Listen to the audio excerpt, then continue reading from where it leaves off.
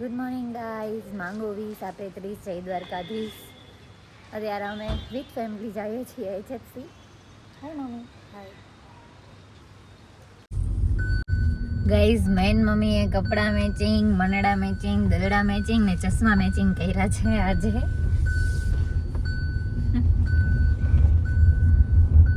વાહ હિનાબેન વાહ, તમે બહુ સુંદર લાગો છો. Thank you. This is my brother. He is my brother. કે she is me? He.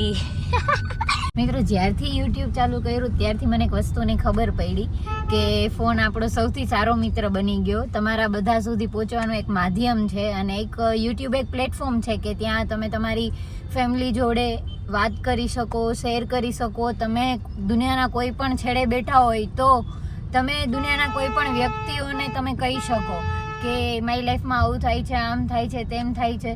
તો મારું યુટ્યુબ બનાવવાનું મેઇન કારણ તો એ જ છે કે ફોનમાં સ્ટોરેજ હોય છે, આઈ નો કે એમાં બધી આપણી મેમરીઝ ને એવું બધું હોય છે, પણ યુટ્યુબ એવું માધ્યમ છે કે આપણે આપણા વિડીયોઝ જોઈ અને 3 વર્ષ પહેલાંનું એમાં જોઈ શકીએ કે 3 વર્ષ પહેલાંનો આ દિવસ હતો, એમાં હું આમ કરતી હતી, આવું કરતી હતી. પણ મારું એક કહેવાનું કારણ એ છે અને મારું પોતાનું માનવું એ છે કે મેં યુટ્યુબ ચેનલ ચાલુ કરી તો હું ગુડ મોર્નિંગ કરું છું, ગુડ નાઇટ કરું છું બધાને 20. પણ યુટ્યુબના માધ્યમથી મારે લોકોને એ કહેવું છે મારા વિડીયો દ્વારા કે મારી લાઈફસ્ટાઈલ કરતાં હું જે કામ કરું છું કે લોકોને મળું છું, લોકોની વાતો છે એ તમારા સુધીને પહોંચે, એ એક જોવા જેવી વસ્તુ છે. આડાહવડા શબ્દો મારા મનમાં અત્યારે થઈ જાય છે. હું પરફેક્ટ બોલી શકતી નથી, પણ ધીમે ધીમે હું પરફેક્ટ બોલીશ, બધાને સમજાય એવું. અને મારો મેઇન મોટિવ તો એ જ છે કે મારા યુટ્યુબ ચેનલમાં ઘણા બધા લોકો આવે, મને મળે, હું એમની જોડે વાત કરું. તમે કાલના બ્લોગમાં જોયું હશે કે મેં ગાંધી દાદા અને ચુડાસમા દાદા અરે મેં બહુ બધી વાતો કરી. અને ગઈઢા બહુ સરસ હોય છે, એની પાસે બહુ બધું નોલેજ હોય છે. અને મારા જન્મ પહેલાંની એને મને બધી વાતો કરી, પછી રાજાઓની ને એવી વાતો કરી, બહુ બધું મને જાણવા મળ્યું. તો હું એવું ઈચ્છું કે મારા વિડીયોથી પણ લોકોને કાંઈક નવું જાણવા મળે, નવું શીખવા મળે, એ મારો મેઇન મોટિવ છે. બાકી આ બધી તો એક ફોર્માલિટી છે કે ગાઈઝ હું આમ કરું છું ને આમ કરું છું. ક્યારેક મને, ભલે હું એવો વિરોધ નથી કરતી, પણ મને ક્યારેક એવું લાગે છે કે યુટ્યુબ પણ એક એવું બીજા બધા જે કરે છે એના માટે એક ફેક સ્ટેજ કહેવાય. કારણ કે તમે જોતા આવીશો વ્લોગમાં બધાના, તો બધા પહેલાં જાગે, તૈયાર વૈયાર થાય, પોતાનું બેસ્ટ આખું તૈયાર વૈયાર થઈ મેકઅપ વેકઅપ કરીને પછી કહે કે ગુડ મોર્નિંગ, હું આમ કરું છું, આમ કરું છું. પણ ખરેખર આપને ખબર છે કે રિયાલિટી નથી હોતી. આપણે જાગીએ ત્યારે આપણે એવા સુંદર દેખાતા જ ના હોય, આપણા વાળ અસ્ત વ્યસ્ત હોય, આપણા આંખો ચોડતા હોય, એવું બધી બહુ મુમેન્ટ્સ છે. કારણ કે આપણે જીવીએ છીએ તો આપણે જોતા હોય તો લાગે, પણ હું મારી યુટ્યુબને રિયલ બનાવવા માંગુ છું કે ભાઈ આવું જ છે, હું નેચરલ આવી જ છું. અને હું લોકોને એવું નથી બતાવવા માંગતી કે ગુડ મોર્નિંગ થઈ ગયું મારું. ગાઈઝ, ગુડ મોર્નિંગ રોજ થાય જ છે, પણ આજનો એક વિડીયો છે એમાંથી આ શીખવા મળ્યું છે. જો લોકો સમજી શકે તો થેન્ક યુ.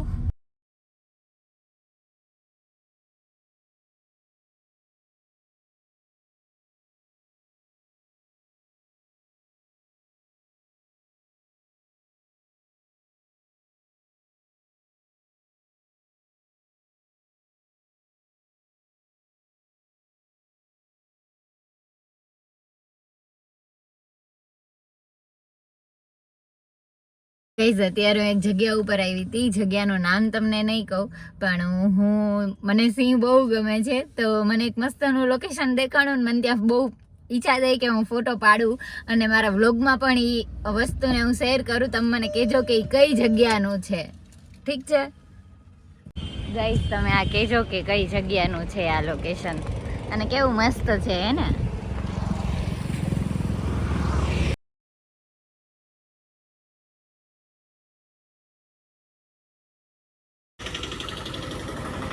ગાઈઝ, આજે હું જઈશ સિંહના મોઢામાં. આમ તો રિયલ સિંહના મોઢામાં તો આપણે કોઈ દી ના જઈએ કે, પણ અત્યારે આવું મસ્ત છે તો હું જરાક જોઈ લઉં.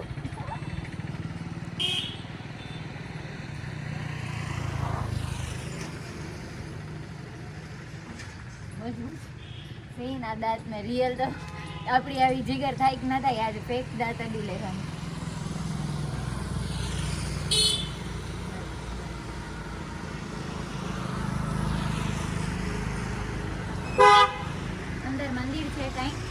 પણ મને આ જગ્યા બહુ ગમી. આઈ એમ અ લાયન લવર. આજે હું એના જ મોઢાની અંદર છું. ખા મત જાના દાંત ને બધું. કોમેન્ટ કરજો કે આ જગ્યા કઈ છે. એ ગઈ છે ચિપ્સી તો ઉભી ને પણ આજો મમ્મી આ ગમે એ બાત તો જો યાર મારો ભાઈ. ગઈ અત્યારે અમે અહીંયા આવ્યા છીએ માણેકવાડા માલ બાપાના મંદિરે દર્શન કરવા માટે. અને આ છે મમ્મી મારા. હા ખાય ગઈ છે નાસ્તો કરે.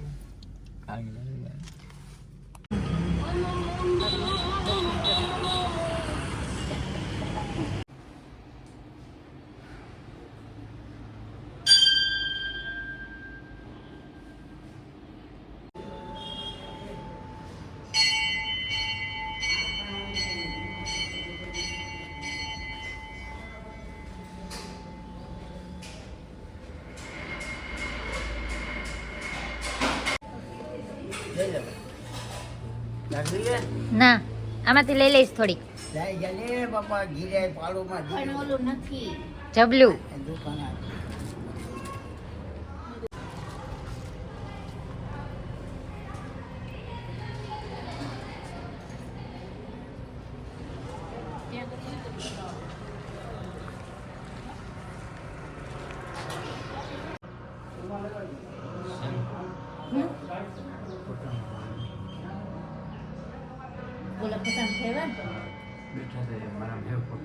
નરમ છે.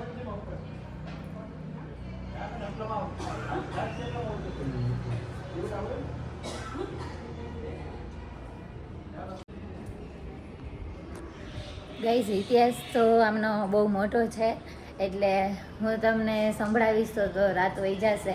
તો હું તમને દેખાડી દઉં અને તમે પોતે સ્ક્રીનશોટ લઈ અને વાંચી લેજો આ મંદિરનો આખો ઇતિહાસ.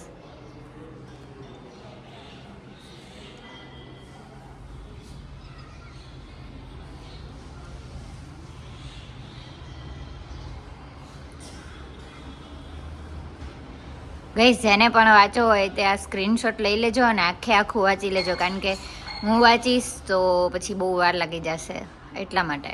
મને તો ખબર છે.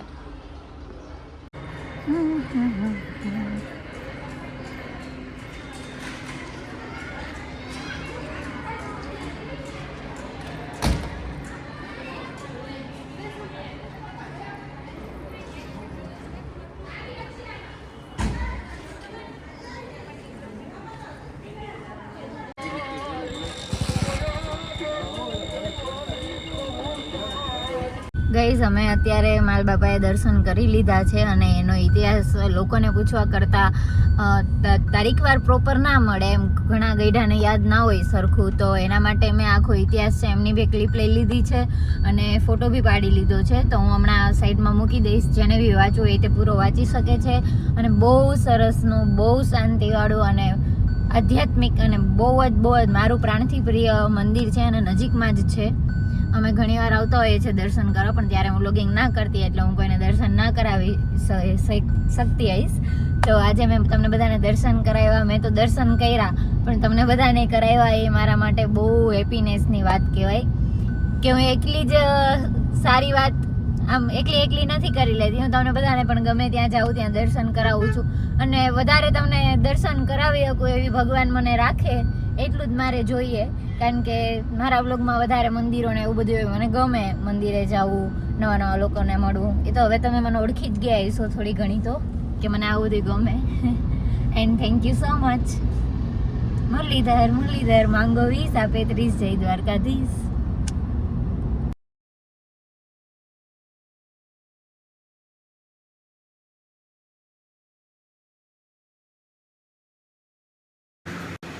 સીન કો જાડો થઈ ગયા જાડો પછી સીન નાખજે. જાડો છો સીધો તારો કોઈ ફોટો નથી પાડતા પ્લીઝ સોરી. ના ઠાર આવી ગયો ઠાર. કાચ બાચ લેવા પડે. હેલો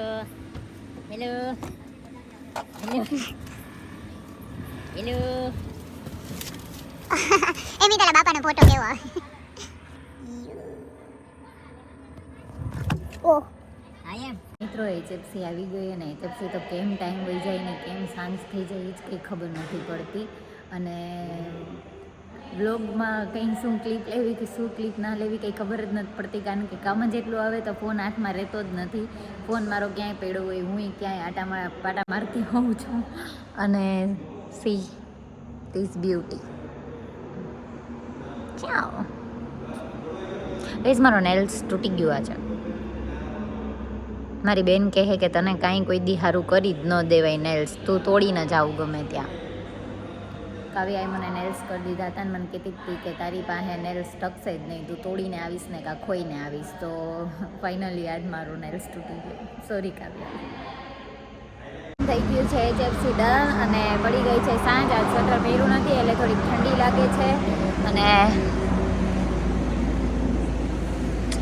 માય બેબી ઇઝ સાફ થાઈંગ. બાય એચએફસી. સારું મિત્રો, મળશું હવે પછીના દિવસમાં નવા વ્લોગ સાથે. તમને બધાને મારો વ્લોગ ગમ્યો હોય તો લાઇક, શેર અને સબસ્ક્રાઈબ કરજો. Thank you. મુરલીધર.